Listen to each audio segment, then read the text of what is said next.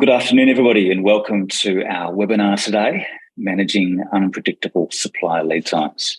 I'm really excited to have Netstock join us today. We'll be hearing from Caitlin, who will guide us through today's webinar and really dig deep into Netstock and the features that it has and how it can potentially transform your businesses. Speaking from our experiences, we've seen a lot of clients really leverage Netstock to help them, particularly during these uncertain times with those issues we're all aware of supply delays and just the importance of stock holding and the value of our inventory to our businesses. So it's an opportune time for you to look at how Netstock can potentially support you and support your EXO or MYB advanced environment. There is a Q&A button in the Zoom interface. I do encourage you just to use that as we progress through the webinar. Ask any questions and we'll make sure that we have a time at the end to specifically go through your questions, provide you any feedback around those. And without any further ado, Caitlin, welcome. Thanks, Stephen. So I'll just quickly take us through what we'll cover in today's webinar. We'll start off by talking about lead time fundamentals and go through some of the terminology we'll be using in this session. We'll talk about how lead time impacts your inventory levels, why you should measure your vendor's performance, and then ways to mitigate lead time variability. We'll also pause at the end for any Q&A that's come through during the session. So I'm your presenter for today. My name's Caitlin Tunbridge, and I am the Netstock Sales Engineer for Netstock Australia. So first, let's talk about lead time fundamentals.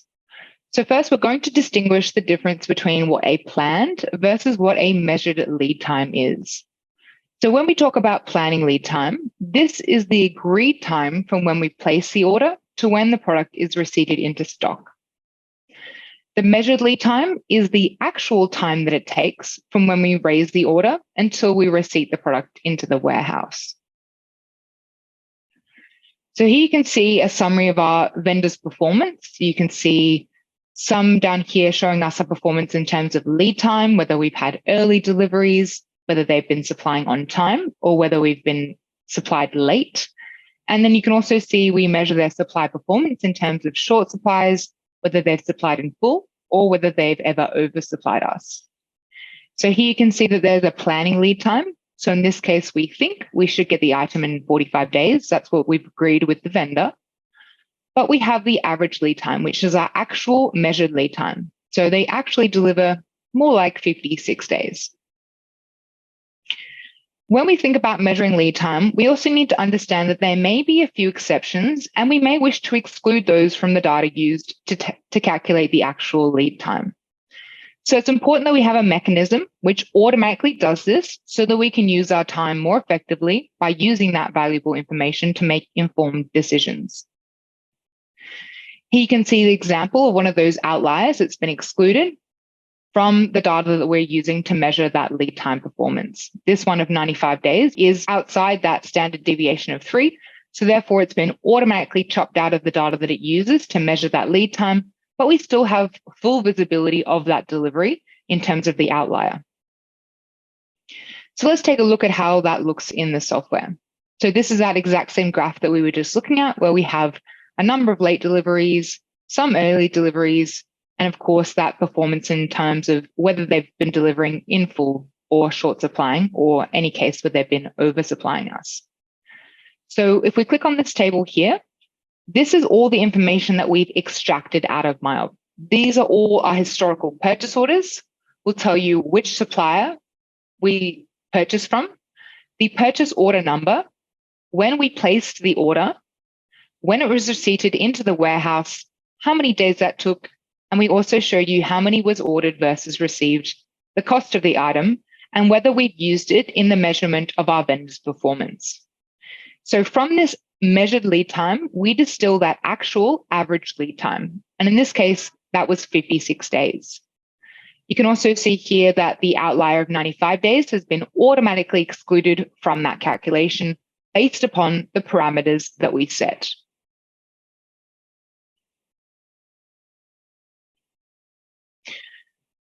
So in summary, we need a tool that will automatically measure lead time by product, by vendor, by location. And we need that tool to compute the lead times or to measure against planned lead times and then to compensate for any poor deliveries. We also need a control to exclude outliers from the data based upon the parameters that we've set. So now let's talk about how lead time impacts your inventory levels. And we'll take a look at that in the software itself. So not only do we measure the late deliveries in terms of our early or late deliveries, but we also measure the variability across those deliveries. So the variability of the lead time, as well as the variability of our supply. So whether they've been short supplying, whether they've been supplying in full, or whether they've ever oversupplied us. And you can see here, if we click on that same table again, if we just scroll down a little bit, here's an example of one of those short supplies where we did order 285, but the vendor only sent us 55 units. So this is one of those short supplies. And in Netstock, a key part of the replenishment is taking account of this vendor performance and distilling a risk profile. So how well that vendor's been delivering in terms of that variability across both the lead time as well as the performance in terms of the supply, as well as catering for the average lead time, which is our measured actual lead time of when that vendor's delivering. And using this input as a key mechanism to determine how much safety stock we need to hold. So when we talk about safety stock, we're talking about the buffer that we're carrying against the item at the location that prevents us from stocking out. And there are many different inputs that come into that calculation, such as how often we choose to order, what kind of fill rate we'd like to achieve, how long our lead time is, and of course, how reliably our forecasts have been. Another part of that input, of course, is the vendor performance. So what we were just looking at as the key input into how much stock we should hold to prevent ourselves from stocking out against poor vendor performance. And that's for those two reasons of vendors delivering late or for under delivering. So for this product, for us to achieve a 98% target fill rate, we need to hold 22 days worth of additional stock to prevent that stock out. But when we look at another product over here, for this exact same fill rate percent of 98% that we'd like to achieve, you can see for this product, we actually need to hold 76 days worth.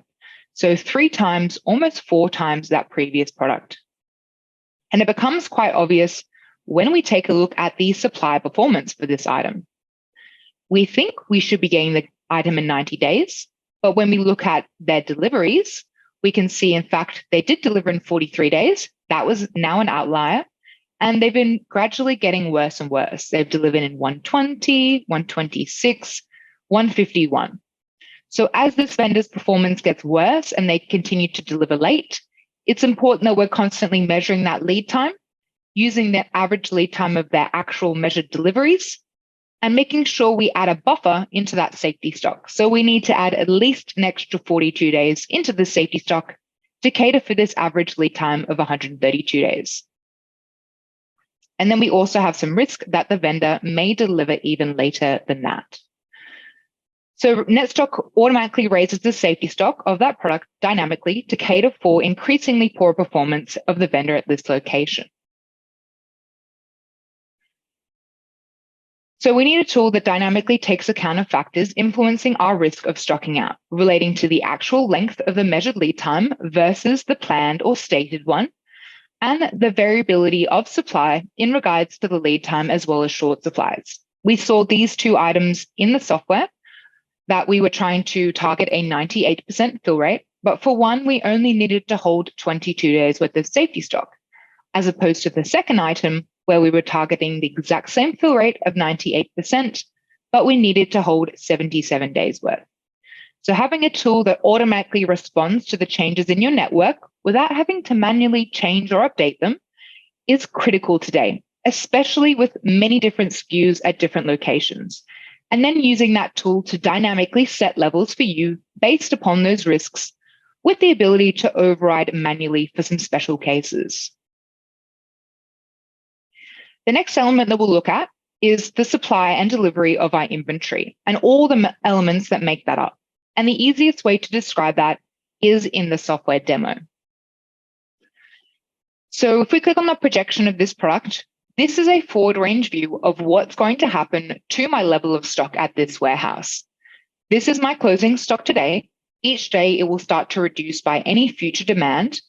We've got three purchase orders here on the way, and this purchase order delivery information has come directly out of MyOp. So we know what you've already placed on order with your vendors. We know who you've ordered from, the purchase order number, when you placed the order, how many you ordered, what the costs were, how many is still left to arrive in the warehouse, and when you can expect them to arrive. So we do recommend to keep these due dates updated if we can with what we actually think when we actually think the orders will arrive in the warehouse, because these are used as key inputs during the replenishment.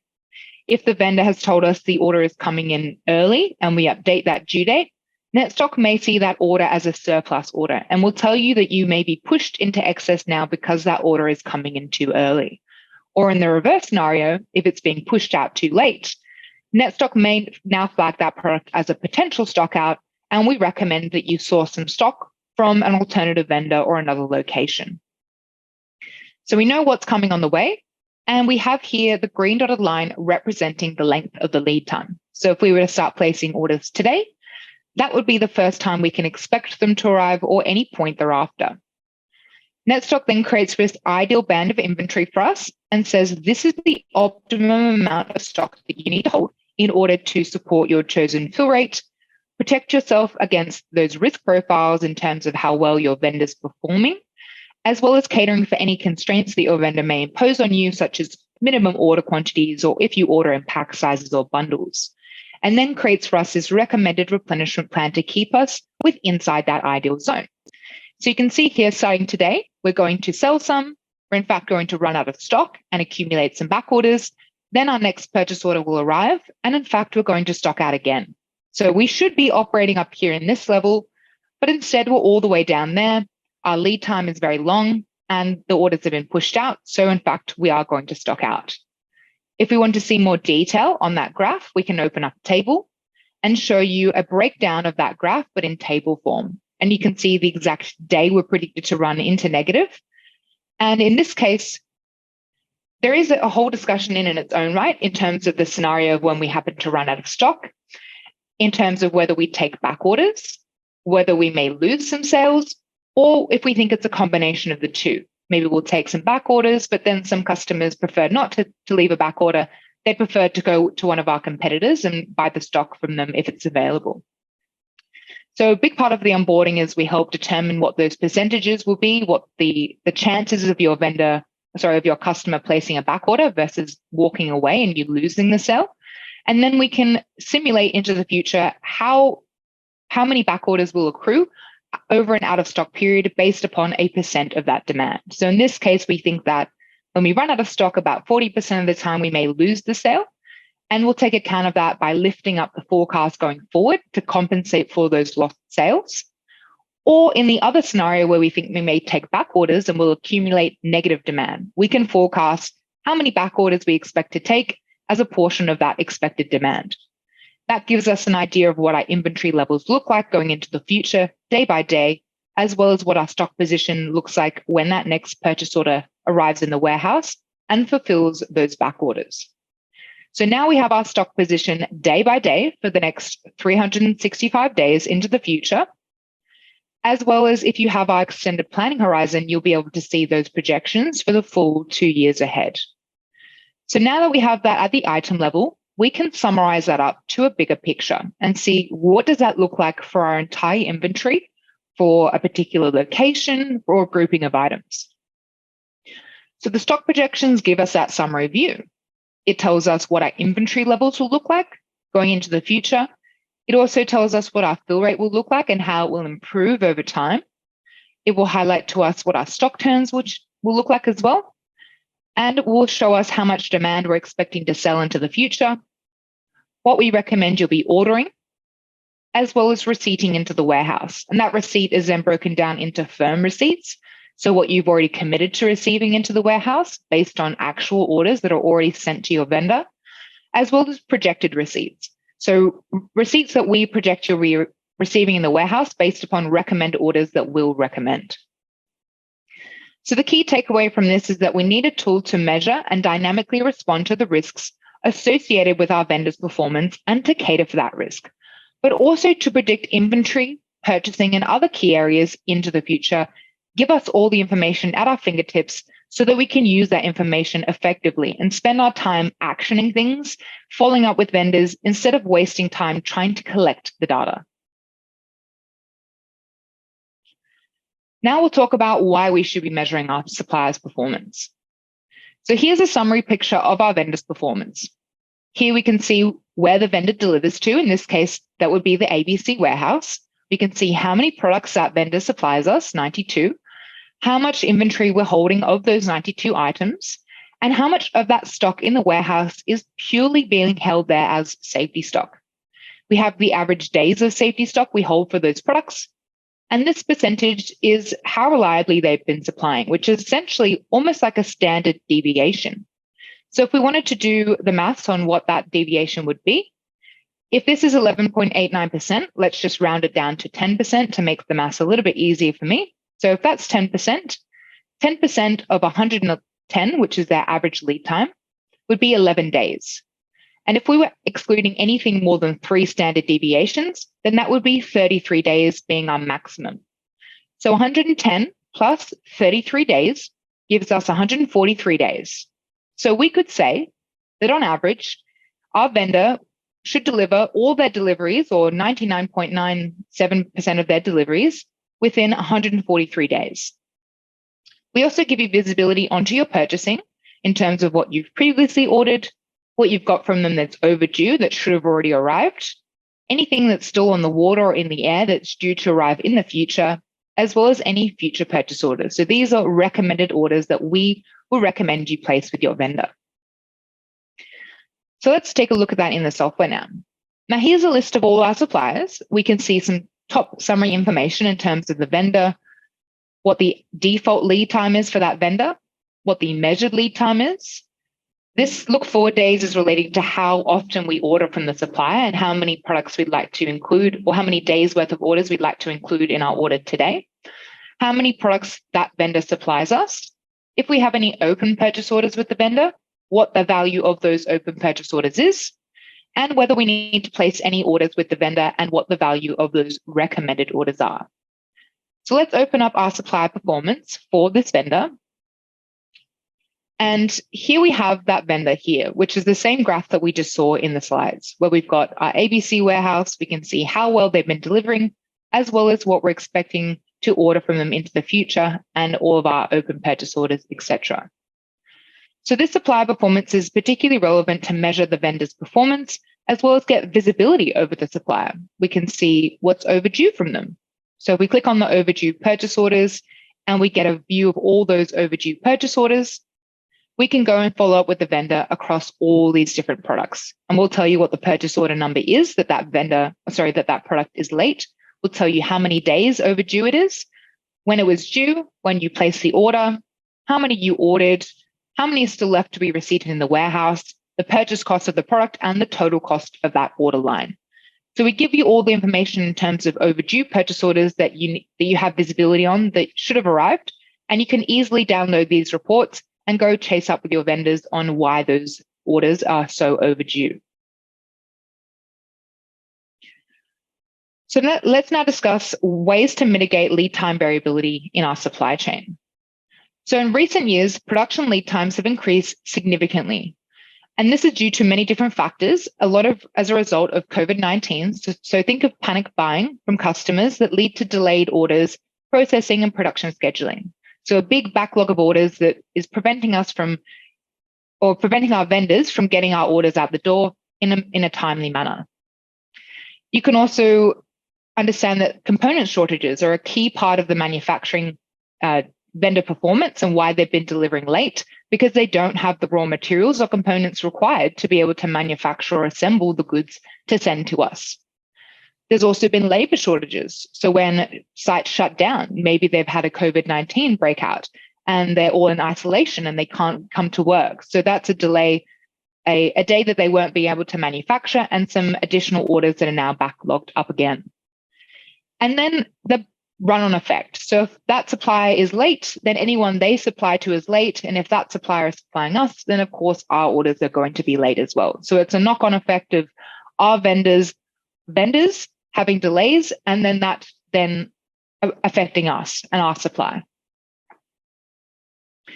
So a key part of understanding that vendor performance is using vendor selection, so selecting the best performing vendors. And how do we know which are the best performing vendors? Well, we create a scorecard. So a key part of this is having regular meetings with your key suppliers to understand what were the reasons for their delays.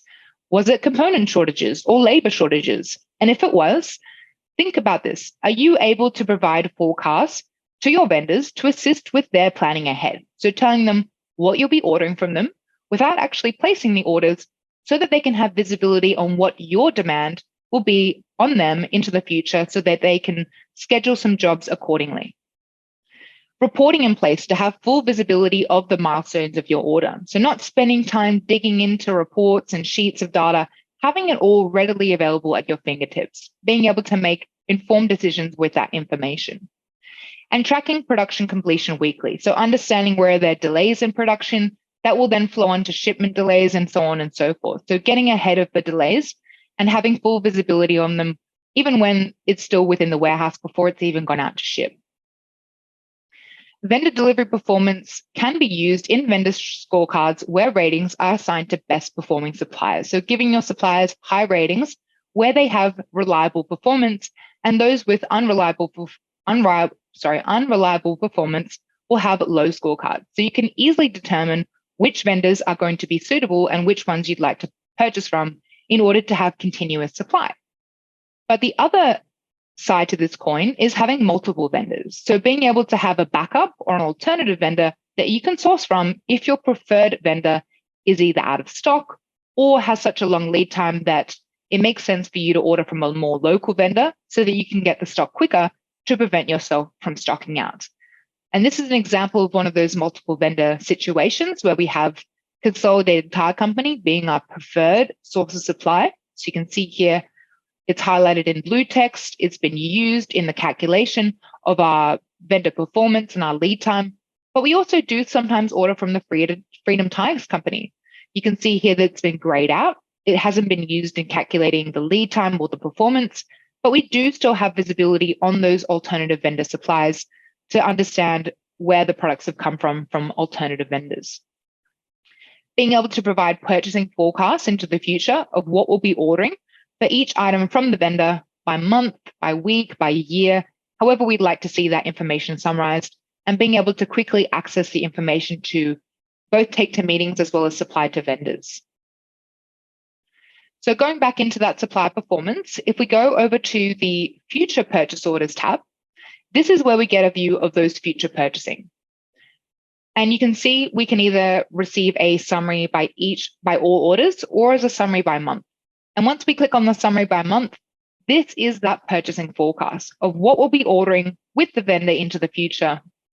And you can see that it actually does take into account current stock on hand levels. So this product here appears to be in some excess stock, and we don't need to start placing any orders with the vendor until December. So this is key crucial information that we can share with the vendors. We can either download it to share with our vendors directly, or we can take it with us to negotiation meetings. We can negotiate better price break discounts with our vendors.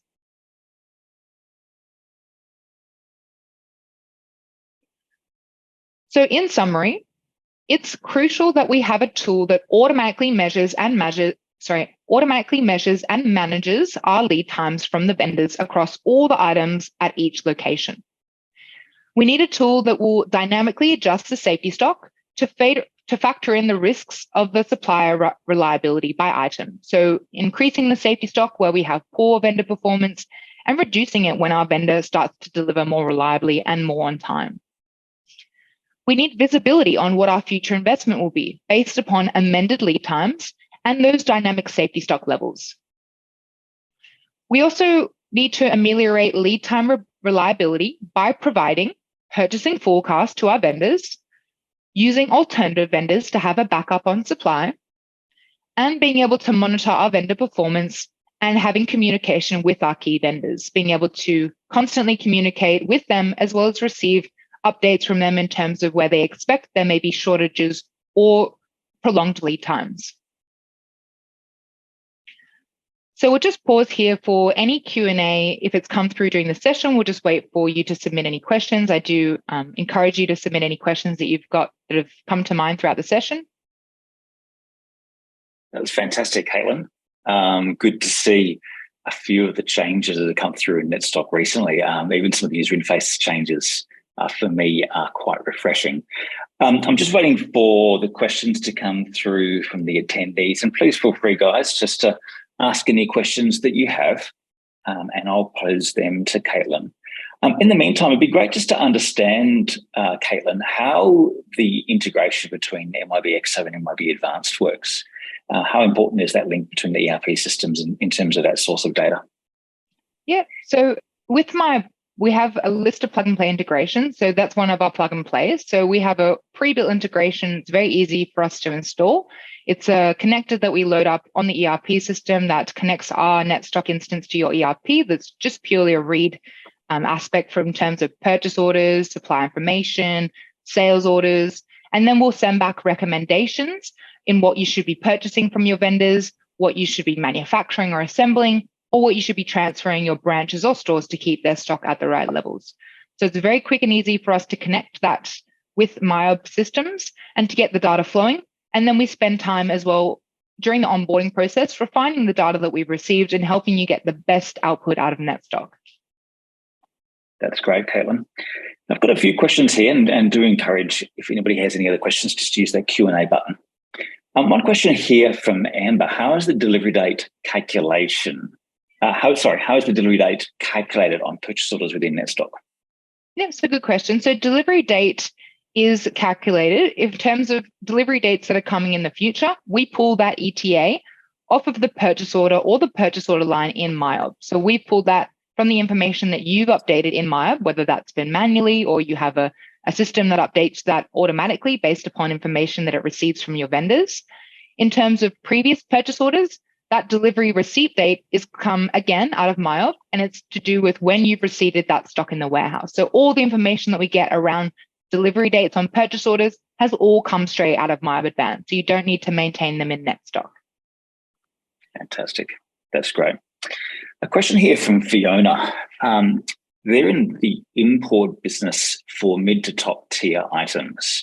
And what that means is they have lots of SKUs, particularly with small quantity orders. They typically only have a shipment every 2 months or so. So the question is, how could Netstock potentially be helpful within their business?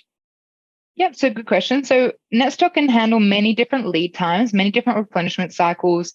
It's also really handy for catering with many different SKUs because it takes a lot of the grunt work out of forecasting, out of planning, and out of keeping min-max levels. It does it all for you, and then allows you to focus on exceptions. And it makes it really easy to focus on those exceptions because they're always delivered to you in descending order of importance. Everything in Netstock is always weighted by value, so it's always going to make the biggest impact on your business first, and it's going to use your time most effectively by working your way down the list that Netstock will show you in terms of those exception reports. So it's going to automatically classify your products, tell you which are your key sellers, key contributors, key movers, and then those that are not bringing any value at all. So by automatically measuring, catering for, and classifying products in terms of their performance as well as your vendor performance, it takes a lot of the time out of planning so that you can spend your time chasing up on exceptions, having meetings with vendors, and actioning more so than collecting data. Yeah, that's great, Caitlin. I think just expanding upon that, I think the more SKUs you have, in some respects, almost the more valuable Netstock becomes.